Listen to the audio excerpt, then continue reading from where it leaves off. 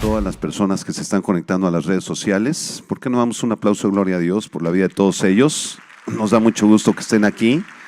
Gracias a Dios que podemos reunirnos para estudiar la palabra de Dios. Y quiero preguntar si alguien viene por primera vez o si alguien viene invitado por primera ocasión aquí a la Congregación Vida Nueva. ¿Puede levantar su mano, por favor? Alguien que venga invitado, invitada. Bienvenida, qué bueno que estás con nosotros. Bienvenida también de este lado. Nos da mucho gusto recibirte. Gracias a Dios. Dios tiene algo muy precioso para nuestras vidas. Vamos a hacer una oración. Cierren sus ojos. Padre, gracias te damos porque tú eres la luz del mundo y porque tú viniste a disipar las tinieblas de nuestro corazón y de nuestras mentes, Señor. Gracias por haber venido y por haber nacido en ese pesebre en la ciudad de Belén, Señor. Gracias por haber muerto en la cruz, por haber resucitado, y gracias por habernos redimido y salvado del poder de las tinieblas, Señor.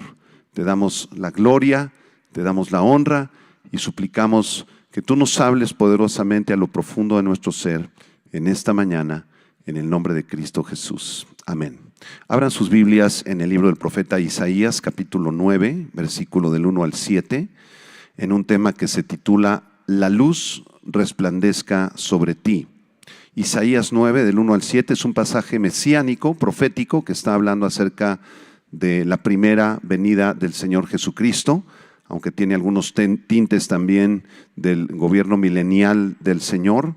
Y vamos a darle lectura. Isaías 9, del 1 al 7, dice así: Mas no habrá siempre oscuridad para la que está ahora en angustia, tal como la aflicción que le vino en el tiempo que livianamente tocaron la primera vez a la tierra de Zabulón y a la tierra de Neftalí. Pues al fin llenará de gloria el camino del mar, de aquel lado del Jordán, en Galilea de los gentiles. El pueblo que andaba en tinieblas vio gran luz. Los que moraban en tierra de sombra de muerte, luz resplandeció sobre ellos. Multiplicaste la gente y aumentaste la alegría. Se alegrarán delante de ti como se alegran en la siega, como se gozan cuando reparten despojos, porque tú quebraste su pesado yugo y la vara de su hombro y el cetro de su opresor, como en el día de Madián. Porque todo calzado que lleva el guerrero en el tumulto de la batalla y todo manto revolcado en sangre serán quemados, pasto del fuego. Porque un niño nos es nacido, hijo nos es dado, y el principado sobre su hombro. Y se llamará su nombre admirable, consejero, Dios fuerte, Padre eterno, príncipe de paz. Lo dilatado de su imperio y la paz no tendrán límite sobre el trono de David y sobre su reino, disponiéndolo y confirmándolo en juicio y en justicia desde ahora y para siempre. El celo de Jehová de los ejércitos hará esto.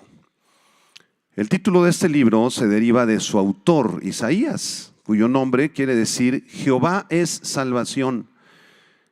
El nombre de Isaías en hebreo es Yeshayahu, de donde viene la misma raíz hebrea semejante al nombre de Josué, que es Yehoshua, y de Jesús, que es Yeshua.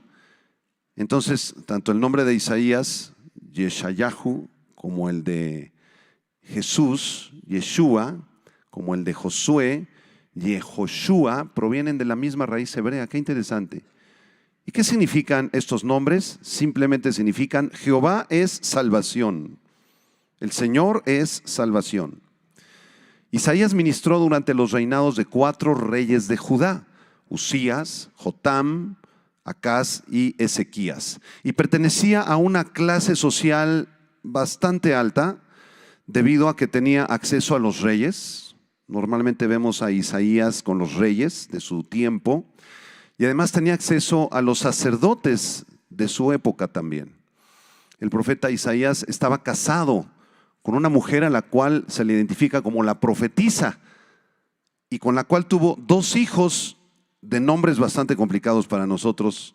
Maher Salal Hasbaz, así se llama uno, que significa corriendo hacia la presa, y el otro se llamaba Sear Hasub, que significa un remanente regresará, anunciando el regreso profético de la nación de Israel un día a su territorio.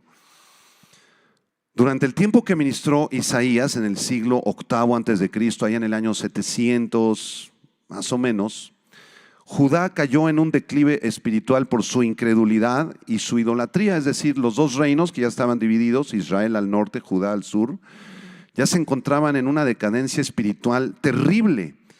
Y entonces Dios envió a un rey asirio que se llamaba Tiglat-Pileser, quien en el año 722 a.C.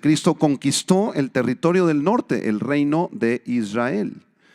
Y de eso se trata el libro del profeta Isaías. Él habla de muchos juicios de Dios sobre varias naciones, pero también es conocido como el profeta evangélico, porque habló muchísimo de la gracia de Dios para Israel, especialmente en sus últimos 27 capítulos. Si usted lee los últimos 27 capítulos de Isaías, se va a dar cuenta de que él es el profeta evangélico. Son capítulos hermosos.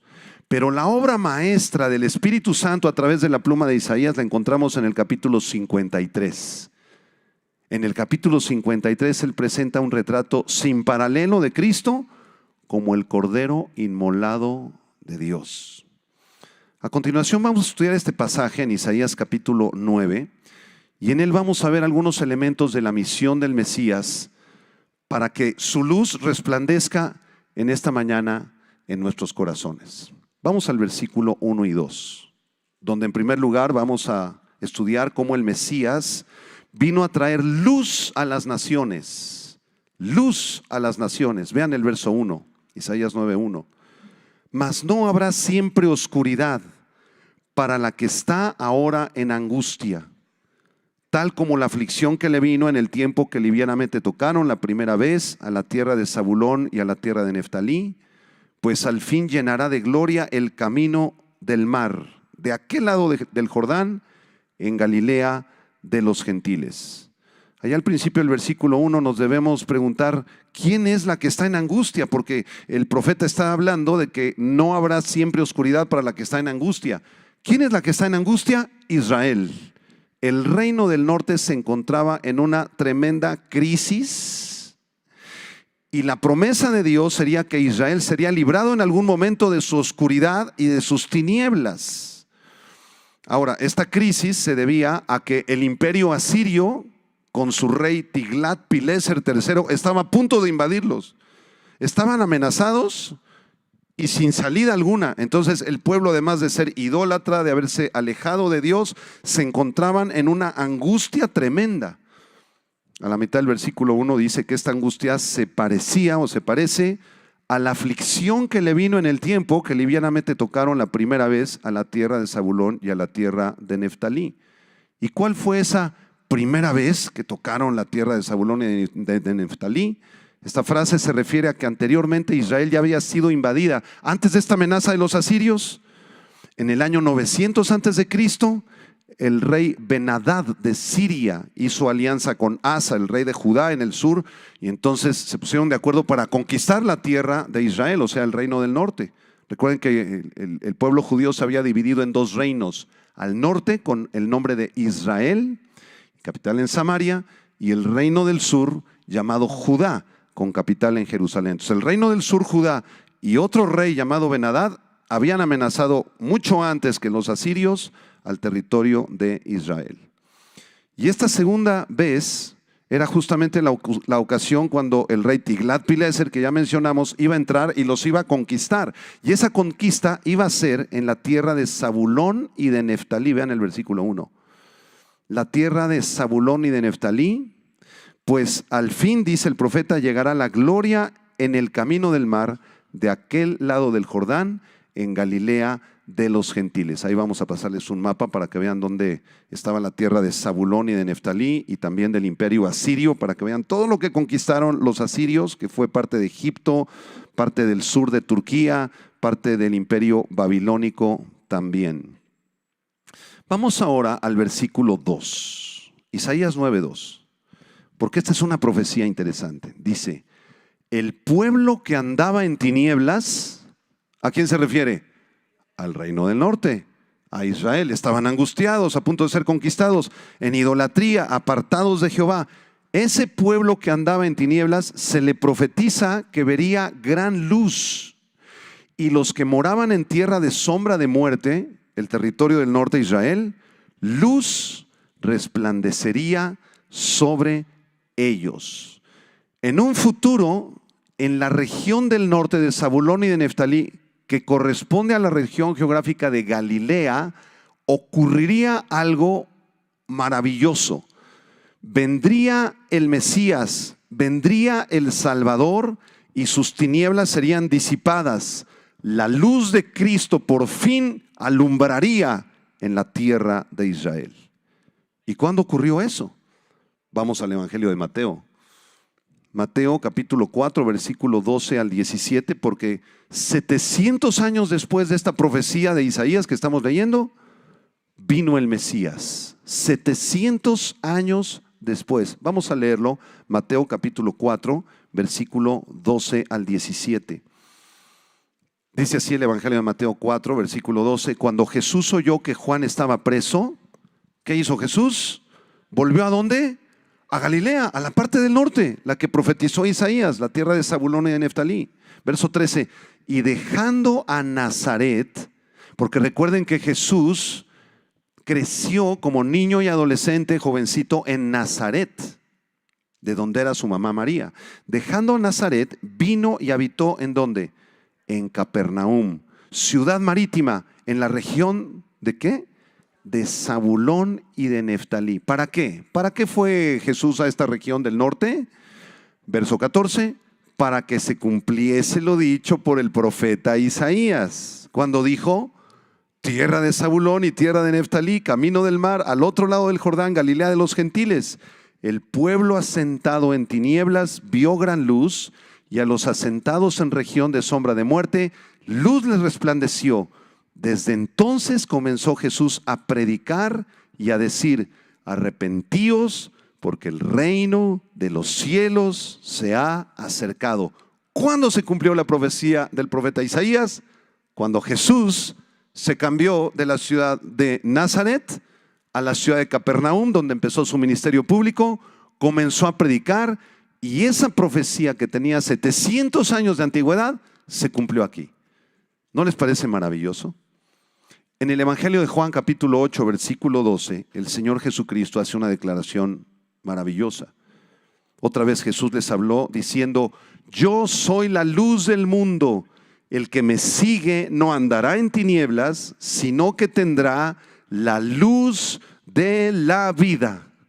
Solamente el Mesías Jesucristo podía traer luz a las tinieblas de los corazones de los habitantes de la región de Israel, pero no solamente a ellos, sino a los habitantes de todo el planeta. Yo soy la luz del mundo. El que me sigue no andará en tinieblas. Y esas palabras del profeta Isaías, de Mateo y de Juan 8:12 resuenan en nuestros corazones esta mañana, hermanos. Jesús sigue siendo la luz del mundo. Y si tú quieres tener luz en tu vida y dirección en tus decisiones y sabiduría en todos los asuntos de tu vida, tú debes tener a Cristo como tu Salvador, porque Él es la luz del mundo. Si tú lo sigues a Él, Él es como una lámpara, como una antorcha que va alumbrando en tu camino, para que no andes en tinieblas, sino que tengas la luz de la vida, dice Juan 8:12. ¿A qué se refiere esa expresión? La luz de la vida. Se refiere a cómo vivir. La luz para vivir. La luz para tratar a tu esposa, a tus hijos. La luz para congregarte. La luz para adorar a Dios. La luz para tu trabajo. La luz para todos los asuntos de tu vida. Jesús es la luz del mundo. Ya le damos la gloria. Sí, amén. Esta es la primera mención que vemos ahí en Isaías 9 del 1 al 2. El Mesías vino a traer luz a las naciones y luz a nuestras vidas. Y yo te tengo una pregunta. ¿Es Jesús la luz de tu vida, hermano? Él te alumbra. Desde el primer momento de la mañana, cuando tú amaneces y te despiertas de tu cama y le dices: Señor, alumbra mi vida, alumbra este día, Señor. Sin ti no voy a poder hacer nada, Señor. Tú eres la luz del mundo, tú eres la luz de mi vida. Él es la luz de tu vida, hermano. Porque si Él no es la luz de tu vida, estamos entonces en tinieblas. Pero hay esperanza para los que andan en tinieblas. Isaías 42, versículo 16, un versículo hermosísimo.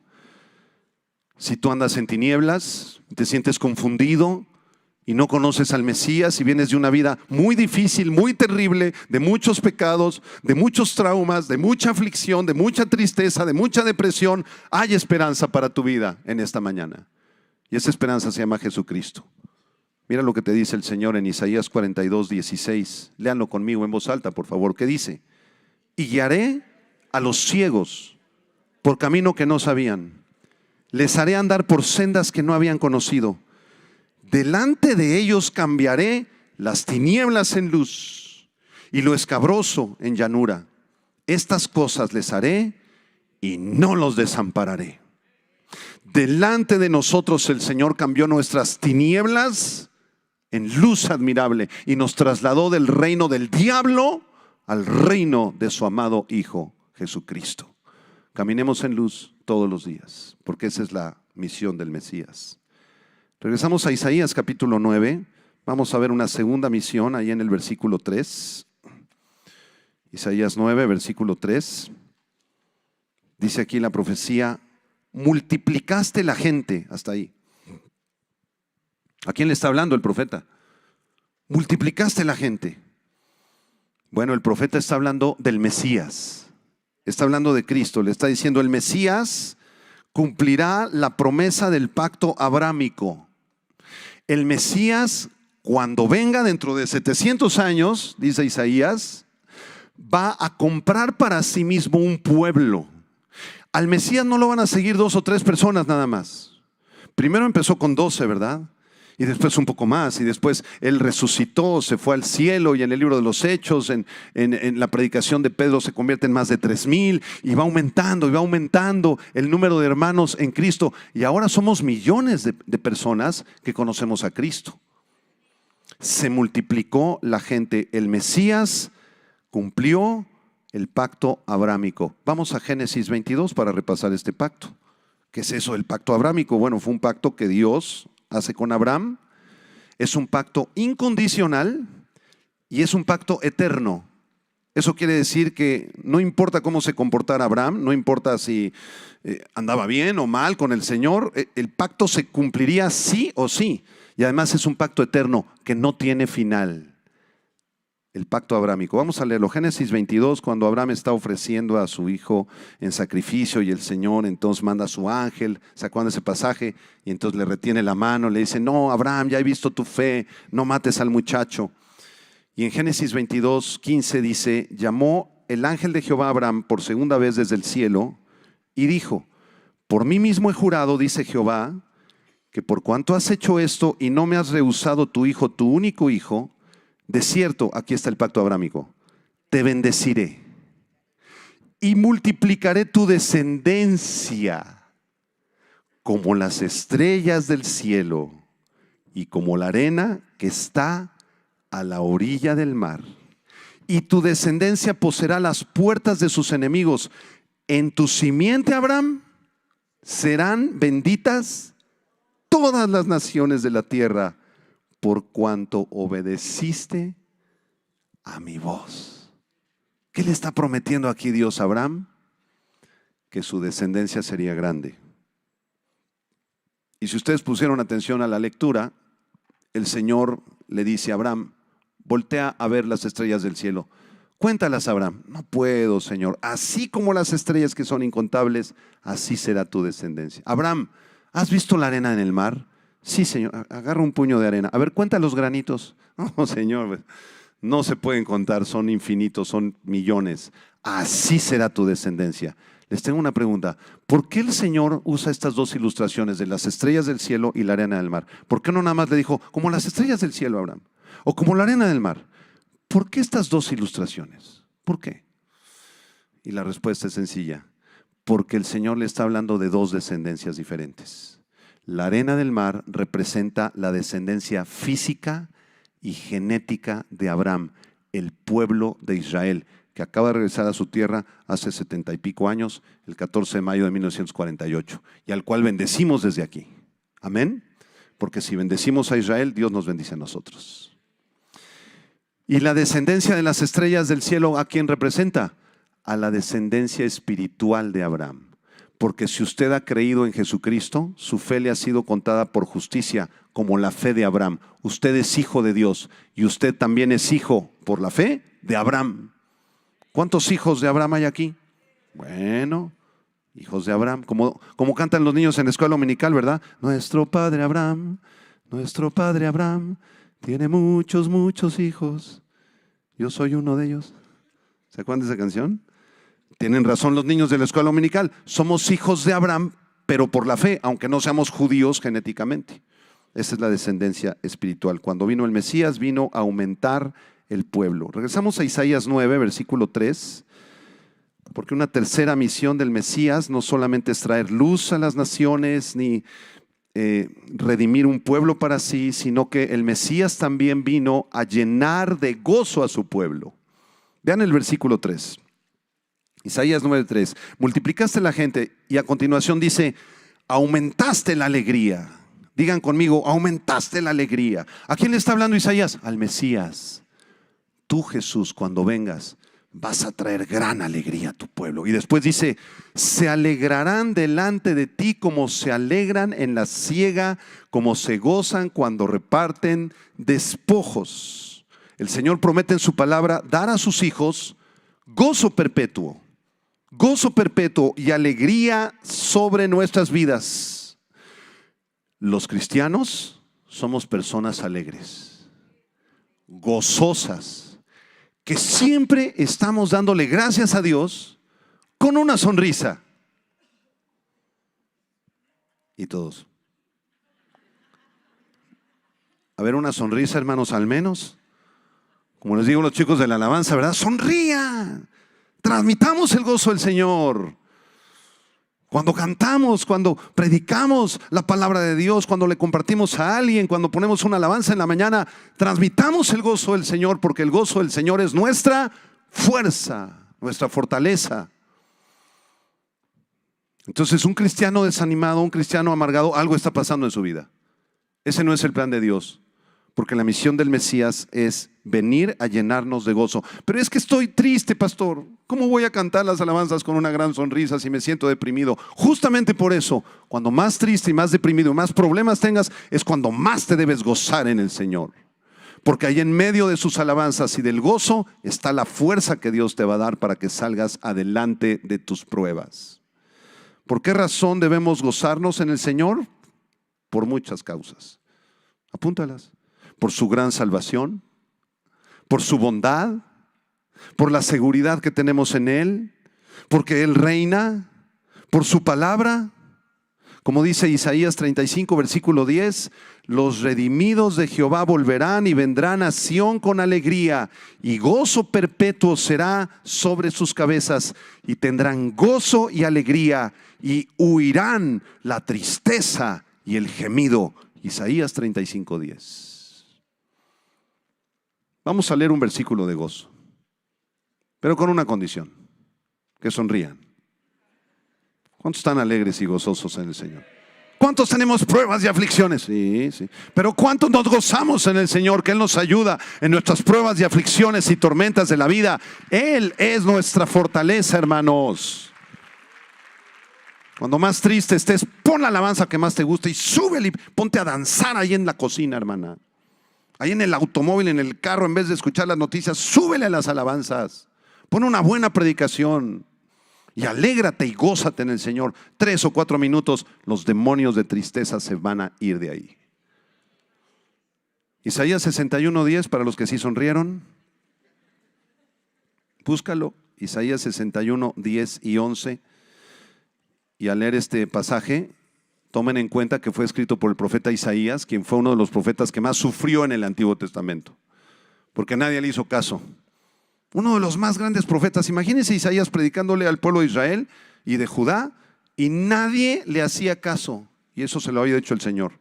Yo voy a engrosar su corazón, voy a cerrar sus ojos para que cuando tú les prediques Isaías, nadie te entienda. Qué frustrante, ¿no? Y al final dice la tradición judía que murió aserrado con una sierra, como un serrucho de madera. Lo acostaron así, lo amarraron y por la panza lo cortaron en dos al profeta. Pero miren lo que escribe en Isaías 61:10. Léanlo conmigo. En gran manera me gozaré en Jehová. No los escuché, hermanos, perdón. Otra vez. En gran manera me gozaré en Jehová.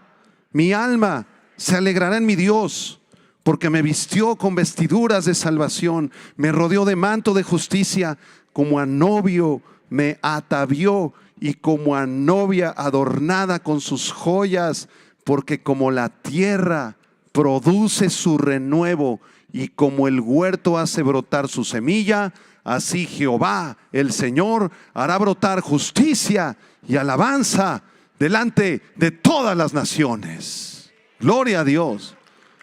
Qué pasaje tan precioso, Isaías 61:10 y 11. Hermoso. Dice el profeta, aunque nadie me haga caso, y aunque esté en medio de un tiempo terriblemente lleno de idolatría, de incredulidad, me gozaré en Jehová. En gran manera mi alma se alegra en mi Dios. ¿Por qué estás tan gozoso, profeta Isaías? Porque Él me vistió con vestiduras de salvación. Me rodeó con un manto de justicia. Isaías sabía que había sido justificado y que había un manto. Imagínense, las vestiduras en la Biblia representan la condición espiritual del ser humano. Y él se veía rodeado con un manto precioso, tal vez de muchos colores. Ese manto era el manto de la salvación. Isaías sabía que era salvo y era motivo suficiente para saltar hasta el techo de alegría todos los días.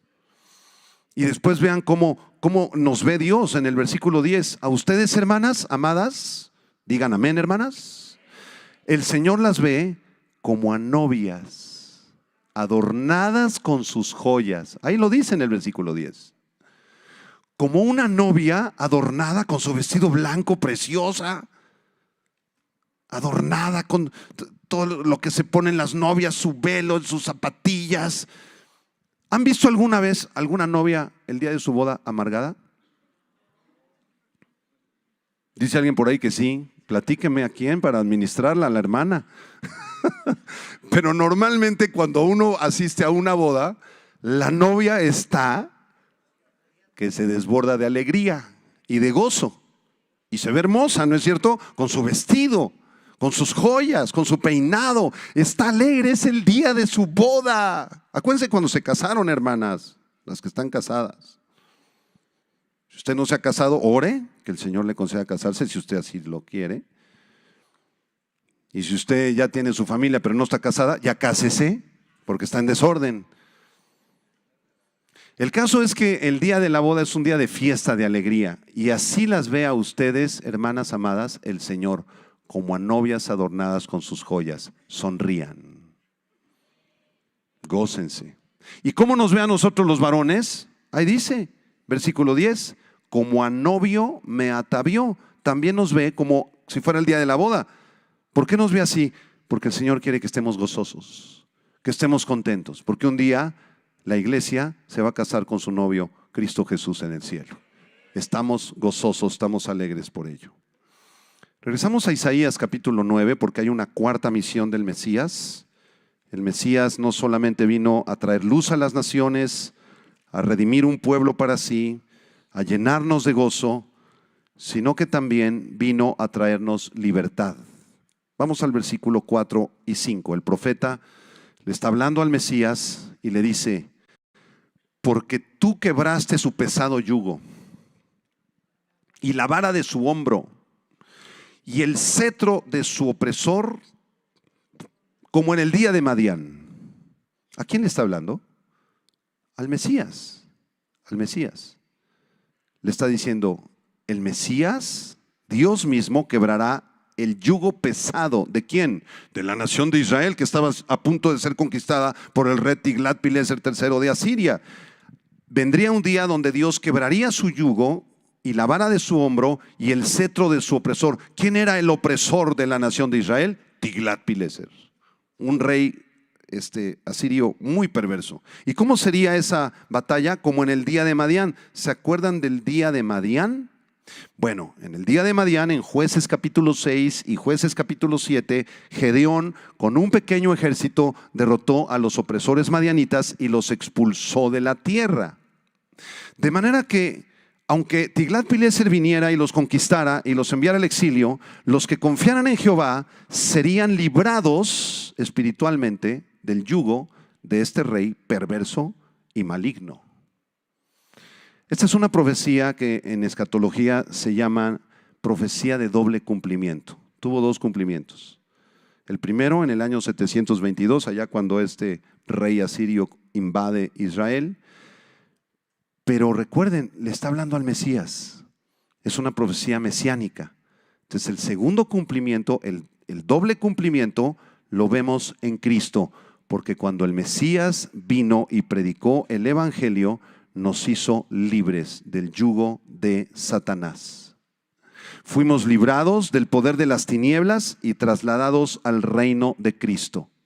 Él rompió el yugo pesado que llevábamos, rompió la vara del hombro de nuestro opresor y el cetro de mando de Satanás. Cristo lo rompió en la cruz del Calvario. ¿Se acuerdan de la película del Progreso del Peregrino? O del libro, ¿verdad? Originalmente era un libro, ¿no? Es un libro. Ahora sacaron una película nueva muy buena en dibujos animados, se las recomiendo, El Progreso del Peregrino. ¿Y se acuerdan del peregrino, los que han leído el libro? Cuando está en la ciudad del pecado el peregrino, ¿verdad? Y tiene un tremendo yugo, una carga así tremenda sobre sus hombros. Y ahí está, ¿verdad? Sufriendo angustias y cosas perversas y en la ciudad de la maldición. Y de repente va por una calle así el peregrino y se encuentra con un hombre y le dice el peregrino, ¿cómo te llamas? Yo soy evangelista. A ver, ¿y a qué viniste? Te vine a hablar de cómo romper ese yugo. Hay un hombre que vino hace 2000 años a morir por ti. Deja tus cargas, sal de la ciudad del pecado. Y se sale de la ciudad del pecado, ¿se acuerdan? Y luego comienza a seguir a evangelista, pero cae en el valle de la tristeza. Y se encuentra otro personaje que se llama la Esperanza. Y Esperanza le dice, tienes que salir de este valle, tienes que seguir al Salvador, sal de tu tristeza, sigue a la cruz, ve rumbo a la cruz. Y ahí va el peregrino con sus cargas. Y bueno, ya no se las platico, ¿verdad? Véanla. Hasta que llega a un monte donde está la cruz y va subiendo así con piedras y le salen serpientes y escorpiones y tarántulas.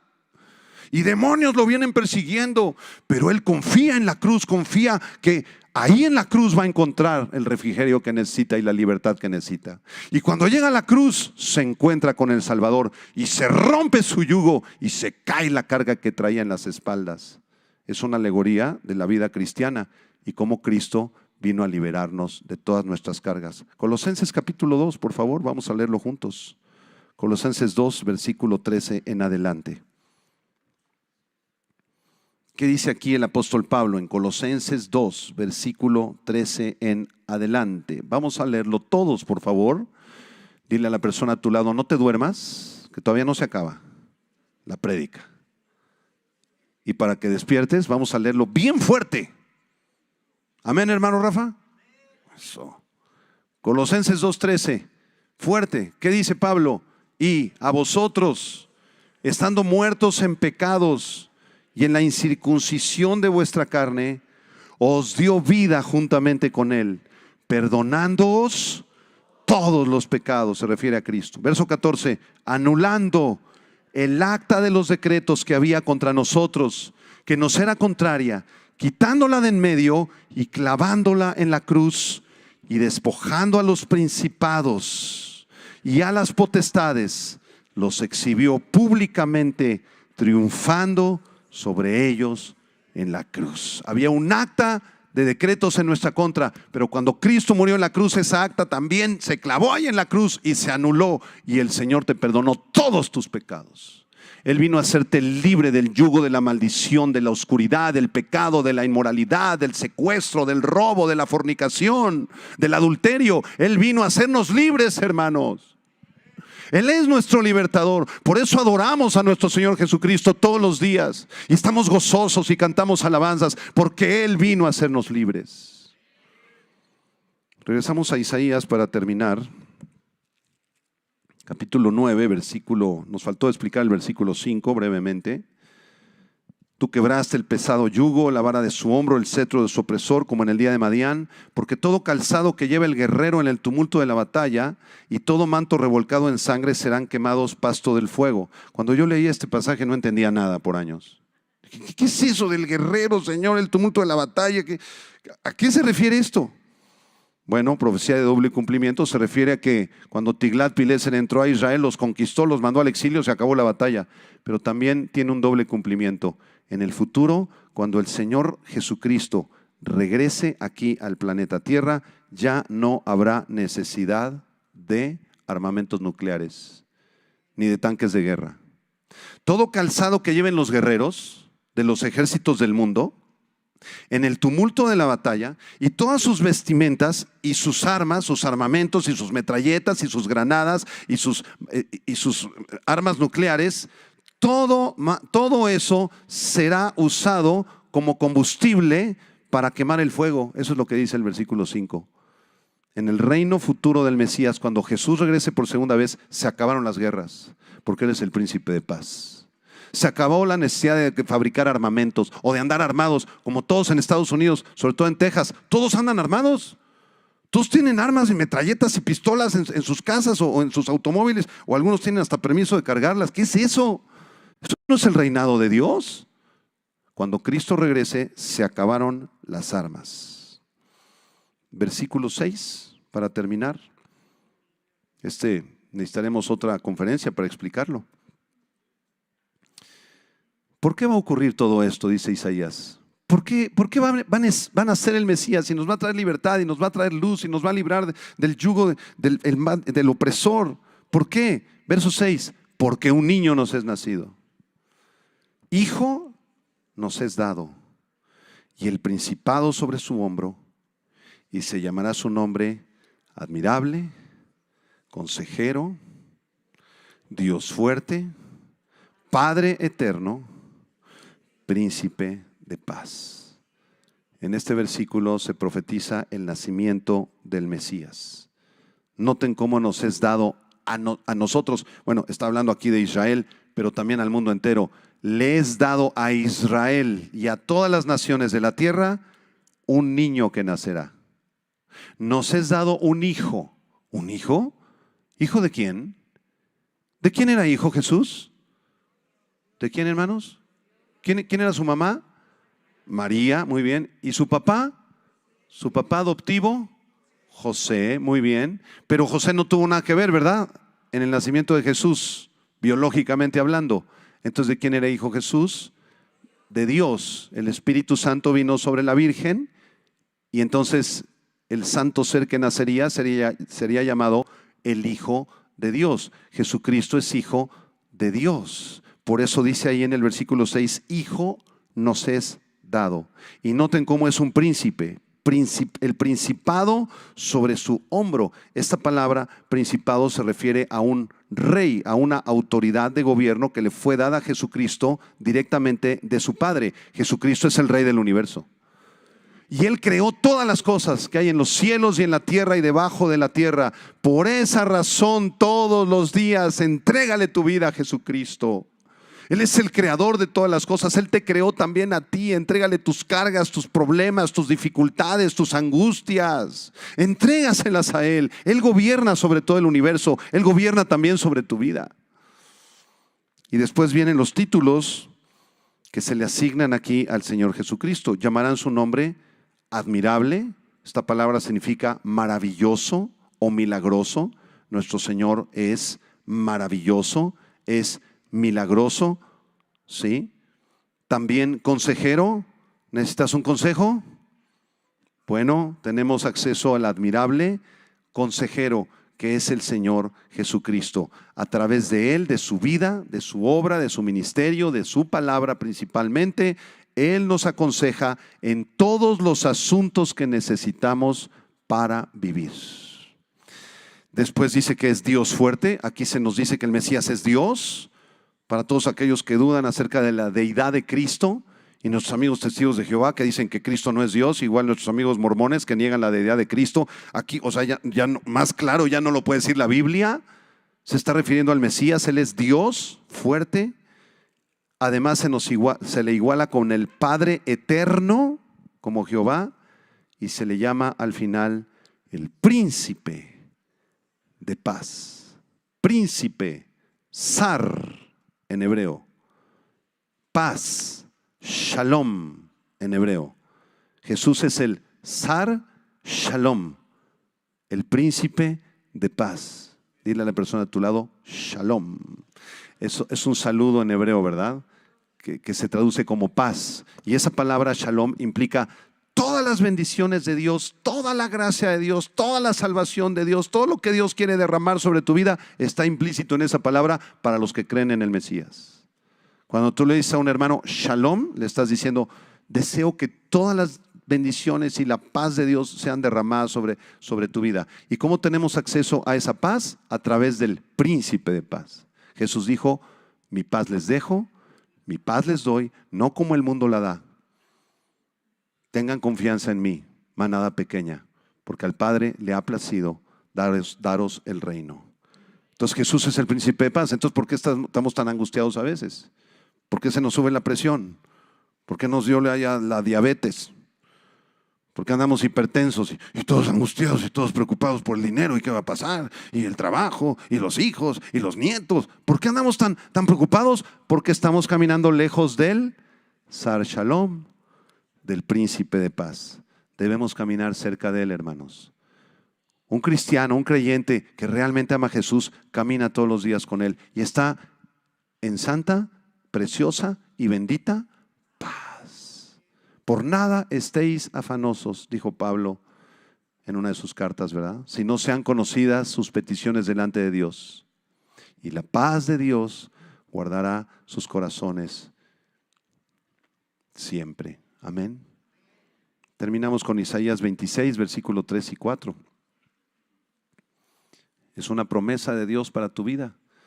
Si tú eres de los que andas siempre bien angustiado y bien preocupado y te dio el insomnio a las 2 de la madrugada pensando cualquier cantidad de tonterías y eres de los que te duermes con la tele prendida, viendo las noticias y con el celular en la mano, con el Facebook. ¿Ustedes saben que el celular altera nuestros sentidos y nos eleva el nivel de cortisol? ¿Sí sabían eso? Entonces, al menos 3 horas antes de dormirte, tú no puedes ver celular ni pantallas. Al menos, para que te duermas tranquilo. ¿Por qué tengo tanto insomnio? ¿Por qué ando así como Pepita en comal en la madrugada? ¿Por qué? Pues porque te duermes hasta las 12 de la noche, eres adicto al Facebook. Los que inventaron el Facebook saben esto. Y lo dijeron públicamente hace unos años. Nosotros inventamos el Facebook para ser adictos. Para que se hagan adictos y les suba el nivel de cortisol y el nivel de adrenalina y entonces te pongas así un poco nervioso y si te quitan el celular y el Facebook te pones más nervioso. Es como los drogadictos. Quítales la droga y se ponen tremendos, se ponen muy mal. Es igualito, es la misma sustancia, el cortisol que se eleva en tu sangre por culpa del Facebook. Y todos los que inventaron el Facebook y el WhatsApp y todas esas cosas declararon que jamás dejarían que sus hijos y sus nietos usaran el Facebook. Si tú eres el inventor, dáselo a tu hijo. No, pues te va a ser adicto. Yo quiero que los demás sean adictos para ganar dinero, pero mi hijo no. Qué increíble, ¿verdad? Entonces, por esa razón, porque no estamos caminando con el príncipe de paz durante el día, estamos caminando con el WhatsApp, con el YouTube y con el Facebook, por eso no tenemos paz, hermanos. Isaías 26, 3 y 4. Léanlo conmigo. Tú, Señor, guardarás. No los escuché, hermanos. Tú guardarás en completa shalom. Ahí está la palabra shalom. En completa shalom. ¿A quién? Aquel cuyo pensamiento en ti persevera porque en ti ha confiado. Verso 4. Confiad en Jehová perpetuamente, porque en Jehová el Señor está la fortaleza de los siglos. ¿A quién va a guardar el Señor en su shalom? Aquel cuyo pensamiento, cuya mente, cuyos sentidos espirituales, cuyo corazón está pensando en Él todo el tiempo. Tu pensamiento es el Señor. Tu amor, tus afectos están en el Señor. Amas la palabra de Dios, ¿verdad que sí, hermanos?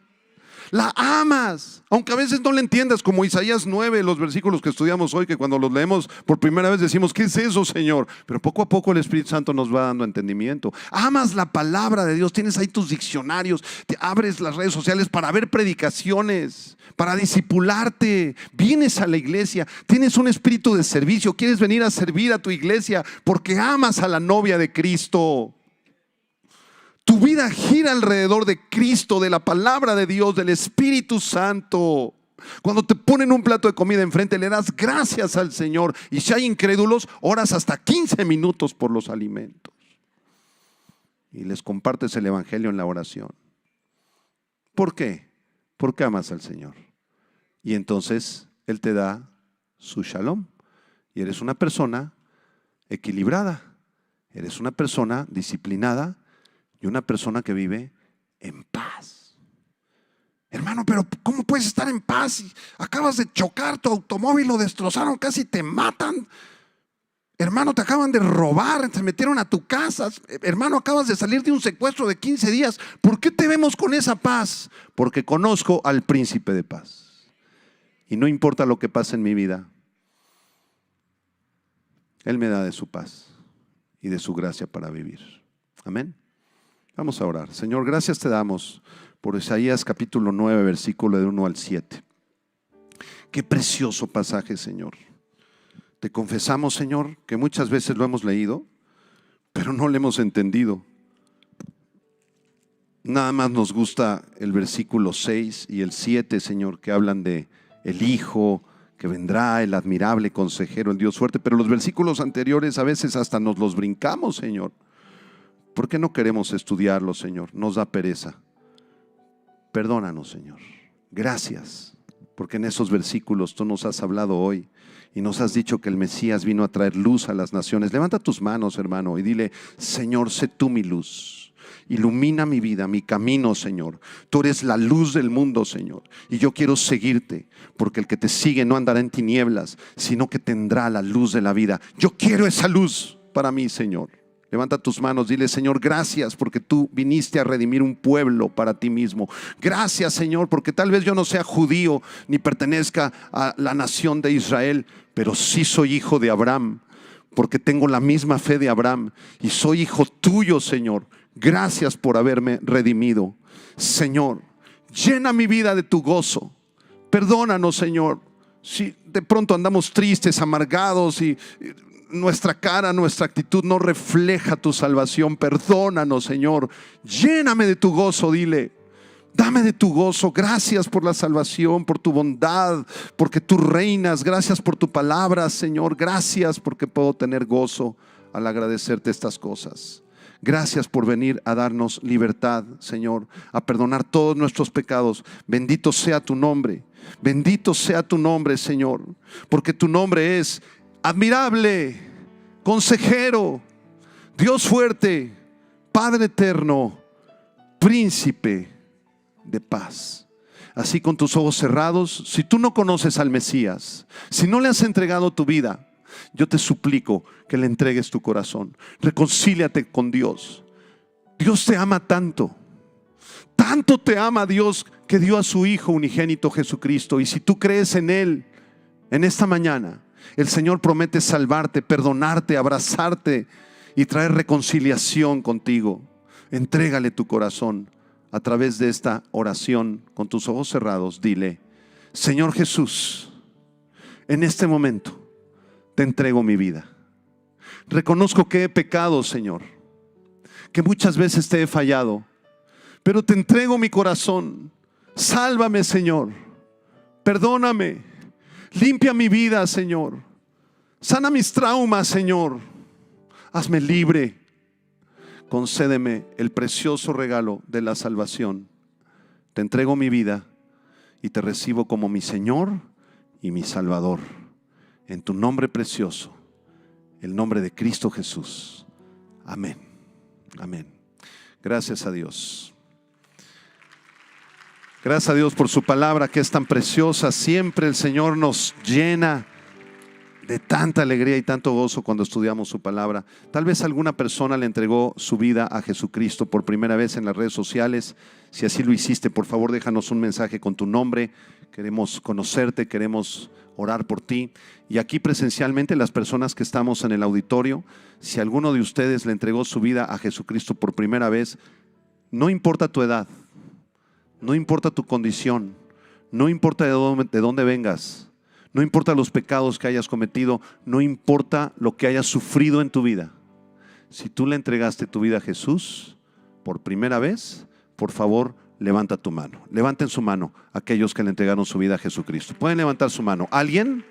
Por acá de este lado. Dios te bendiga, señorita. Gracias a Dios por tu vida. Bienvenida. Gracias a Dios. ¿Alguien más? ¿Alguien más que haya tomado esta decisión, que es la decisión más importante en tu vida, porque de ella depende tu destino eterno? Y no importa tu edad. Tal vez un anciano, un matrimonio, algún joven, alguna jovencita, algún niño, alguna niña que diga: sí, Señor, te entrego mi vida. ¿Alguien más? Allá. Bienvenida, Dios te bendiga. Una damita de este lado levantó su mano. Gracias a Dios por tu vida. Hermanos, que la gracia del Señor Jesucristo y que el amor de Dios y la comunión con su Espíritu Santo sea con cada uno de ustedes. Les amamos y les bendecimos. Gracias por escuchar. Hola, ¿qué tal? Me da mucho gusto saludarles y quisiera simplemente comunicarles que gracias a todos ustedes a través de todas las naciones del mundo que aman la palabra de Dios y que realmente están interesados en que nosotros como organización Vida Nueva para el Mundo y Armando Alducin Ministries continuemos predicando el Evangelio de la Gracia de Jesucristo y que podamos nosotros continuar haciéndolo gracias a sus donaciones. Este año cumplimos 46 años de ministerio, 46 años donde hemos predicado, hemos enseñado, hemos tenido seminarios y de diferentes formas de estudios bíblicos alrededor del mundo, y hemos pensado y considerado de una forma fiel el Evangelio de la sana doctrina de Jesucristo. Nosotros, con todas estas donaciones, tenemos que sostener pastores, misioneros, obras, equipos de televisión, y aún continuamos buscando la manera de poder elevar este ministerio. Hasta este momento quiero que ustedes estén enterados que no tenemos una sola propiedad como organización, y así hemos trabajado durante 46 años porque le damos la importancia a la evangelización, a las misiones y también a los hombres de Dios para levantar más pastores. Le damos las gracias y que pueda Dios con su gracia tocar sus corazones y que puedan ustedes invertir en un terreno donde es fructífero, porque creemos que ha producido bastante buen fruto para la gloria de Dios. Gracias, muchas gracias por sus aportaciones y por las donaciones que sabemos ustedes continuarán haciendo para que podamos continuar siendo fieles en la predicación del Evangelio de la gracia de Dios. Que Dios les bendiga.